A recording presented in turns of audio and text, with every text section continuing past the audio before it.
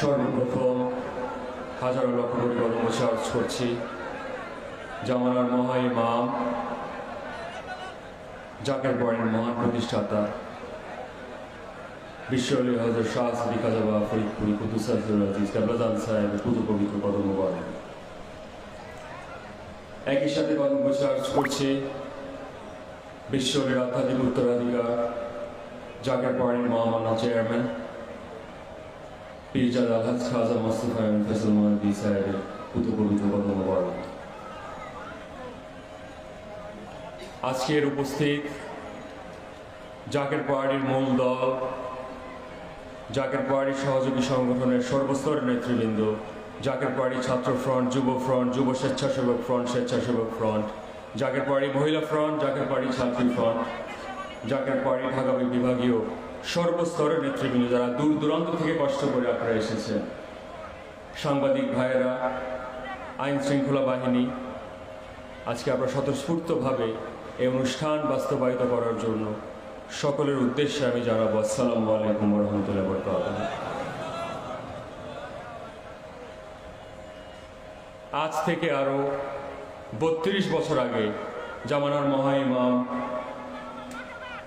স্বাধীন বাংলার শ্রেষ্ঠ ওলি, বিশ্ব ওলি জাকের পাহাড়িকে প্রতিষ্ঠিত করে দেয়। আজ থেকে ১৪০০ বছর আগে ১২ই রবিউল আউয়ালের দিন ইসলামের প্রথম খলিফা সৌদি আরেবিয়াতে প্রথম ঘোষণা করা হয়। তার ১৪০০ বছর পরে জামানার মুজাদ্দেদ ১২ই রবিউল আউয়াল ১৯৮৯ সালে জাকের পাহাড়িকে প্রতিষ্ঠিত করে দেন। তো তাই আমি সকলের উদ্দেশ্যে বলতে চাই, হযরত শাহজালাল রহমতুল্লাহ আলাইহি আজ থেকে ৭০০ বছর আগে বাংলার জমিনে ইসলাম প্রচার করার জন্য ওনার সম্পূর্ণ জীবনটাকে উৎসর্গ করে দেন। আজ ৭০০ বছর পরে আন্তর্জাতিক অঙ্গনে হযরত শাহজালাল রহমতুল্লাহ আলাইহিকে আমরা স্বীকৃতি দিতে বাধ্য। একই সাথে আজ থেকে ৫০০ বছর আগে মুজাদ্দেদ আল ফেসানি শাইখ আহমেদ সেরহিন্দি সেরহিন্দ শরীফ থেকে ইসলামের প্রতিষ্ঠা করার জন্য মোগল সম্রাটের আকবর ওনার সাথে যুদ্ধ ঘোষণা করে আমাদের মহাপবিত্র ইসলামকে পুনঃপ্রতিষ্ঠিত করে দিয়ে যায়। তেমনি ভাবে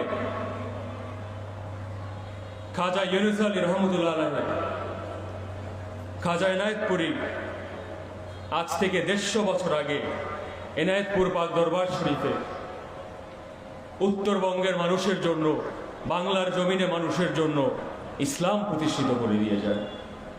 তেমনি ভাবে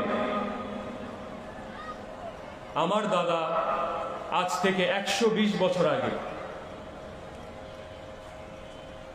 শেরপুর নামে একটি জেলায়, পাকুড়িয়া নামে একটি গ্রামে আমার দাদার জন্ম হয়। আমার দাদার আব্বা ছিলেন অনেক ধনী ব্যক্তিত্ব,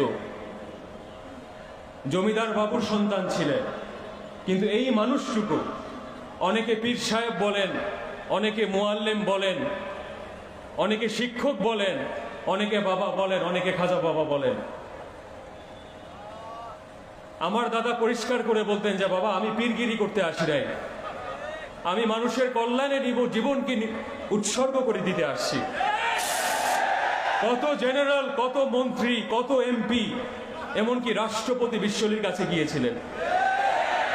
যেই সম্মান একজন সাধারণ মানুষকে দিয়েছিলেন, একই সম্মান মহামান্য রাষ্ট্রপতিকে একই সম্মান দিয়েছিলেন। সেটা ছিল বিশ্বলীর শিক্ষা। কোনোদিন কাউকে কোনো সময় শরীয়তের বিপরীত কোনো পানি পোড়া, নানা ধরনের গুজব সারা জীবন আমরা শুনে এসেছি।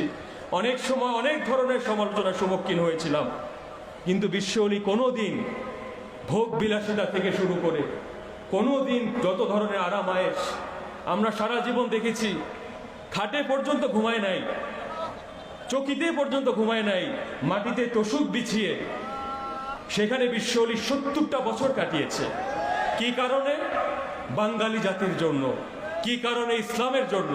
কি কারণে? শান্তি প্রতিষ্ঠা করার জন্য।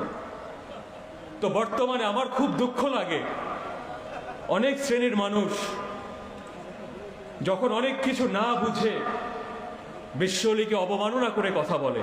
তো একটাই কথা আমি বলতে চাই, আমার দাদা যখন শেরপুরের মতো জেলায় 3500 একর জমির মালিকানা ছিলেন, ইঞ্চি ইঞ্চি জমি বিক্রি করে ইসলামের জন্য সব কিছু বিক্রি করে পুরা জীবনটাকে উৎসর্গ করে দেয়। আমরা যখন পাকুড়িয়াতে যাই, আমার পরিবারের অনেক সদস্যবৃন্দ বলতো, জমিদার বাবুর ছেলে নিশ্চয়ই পাগল হয়ে গিয়েছে, ধন সম্পত্তি যা আছে সব বিক্রয় করে দিল ইসলামের নামে, ওনার পীর সাহেবের নামে, ওনার মুআল্লেমের নামে। তো সেটা মনে করেন, দিন দুনিয়ার যত ভোগ, যত ভালোবাসা, যত স্বাদ মিটানোর যত প্রয়াস ছিল, সব কিছু বিশ্বলী ইসলামের নামে উৎসর্গ করে দিয়েছিল। আমার দাদা যখন ফরিদপুর নামে একটি জেলাতে, সদরপুর নামে একটি উপজেলাতে, আট্রসি নামে একটা গ্রামে যখন যায়, তখন সেখানে কোনো মুসলমান খুঁজে পাওয়া যেত না। এবং উনি মনে রাখেন, উনি ইসলাম প্রতিষ্ঠিত করেছেন রক্তপাত না করে। হিন্দু সম্প্রদায় বলেন, বৌদ্ধ সম্প্রদায় বলেন, অন্যান্য ধর্মাবলম্বীর মানুষের কথা বলেন, সবাই তাকে সম্মান করত, উনি সবাইকে শ্রদ্ধা করতেন, উনি সবাইকে স্নেহ করত। এবং সেটা ছিল ইসলামের মূল মন্ত্র। 700 বছর ধরে আমার পরিবার বাংলাদেশে ইসলাম প্রচার করে আসছে। আজকে 20-25 বছর ধরে যদি উগ্রবাদীরা বাংলাদেশে এসে জঙ্গিবাদ সন্ত্রাস বিস্তার করতে যায় বিশ্বলীর বাংলাদেশে, তা আমরা জীবিত থাকতে কোনোদিন এত বড় আস্পর্ধা কারো কোনোদিন হতে পারে না। আমরা নীরবে ছিলাম। শাহবাগ চত্বরে আমরাও আন্দোলন করতে পারি, জ্বালাও পড়াও আমরা করতে পারতাম। 32 বছর ইতিহাসে কোনো খুন নাই, কোনো গুম নাই, মানুষের টাকা কোনোদিন আমরা আত্মসাৎ করি নাই। কাউকে এমন কি কোনোদিন কাউকে কোনোদিন অপমান করে কোনো ধরনের কথা বলি নাই। কারণ আমি জানি আমি ক্ষুদ্র পরিসরের মানুষ, কিন্তু আমার আদর্শ ইসলাম, আমার চেতনা বাংলাদেশ। তাই বাংলার আদর্শ, বাংলার গর্ব, বাংলার নীতি, ইসলামের মূল্যবোধ সংরক্ষণ করার দায় দায়িত্ব কিন্তু আপনাদের সকলের আছে। জাকের পার্টির সদস্যবৃন্দ, আপনাদের সকলের উদ্দেশ্যে বলবো, 32 বছর আমরা এসেছি পার করে। অনেকে সাংবাদিক ভাইয়েরা আপনারা অনেক বছর ধরে বলেছেন যে আমরা মূলধারার বাইরে। আজকে আমরা মূলধারার রাজপথে আমরা আগমন করেছি।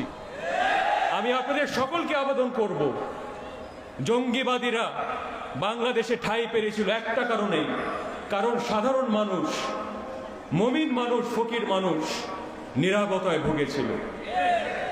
এবং এই বেষ্টনী দিয়ে বাংলার মানুষকে একমাত্র সৎ মানুষ, ফকির মানুষ, যারা কোনোদিন মানুষের টাকা আত্মসাৎ করে নাই, যারা কোনোদিন বিদেশে গরিবের পেটে লাথি দিয়ে টাকা পাচার করে দেয় নাই, যারা কোনোদিন খুন খারাপি করে নাই, যারা কোনোদিন মানুষকে অপমান করে কোনোদিন কথা বলে নাই। আমার দাদা বলতেন, বাবা, যেই দিন ফকির মানুষ আল্লাহর সিংহাসনে বসবে, সেই দিন প্রকৃত বাংলাদেশের জমিনে শান্তি ব্যয়িত হবে। যদি আপনারা ন্যায় প্রতিষ্ঠা করতে চান, যদি আপনারা বাংলার জমিনে শান্তি প্রতিষ্ঠা করতে চান, সাম্য, মানবিক মর্যাদা, সামাজিক ন্যায় বিচার,